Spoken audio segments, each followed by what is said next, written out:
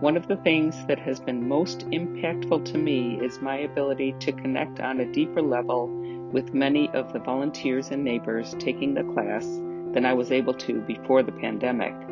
When we were meeting in person, I had responsibilities at First Presbyterian Church of Waukegan that kept me busy prior to class as well as after class, which prevented me from engaging in many conversations.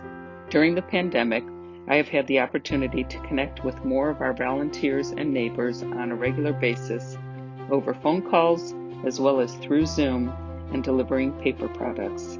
It has been such an honor and privilege to deepen these relationships. Really, around here, Love Inc. has the best group, okay? Amen. I've got some really good friends and buddies that we talk throughout the week, text, whatever.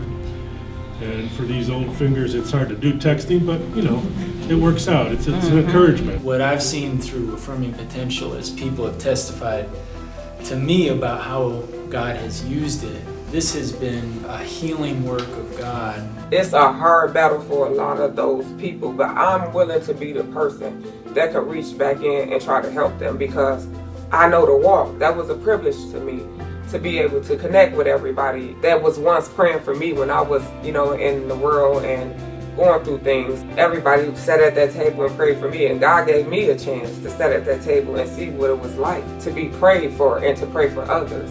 That was beautiful.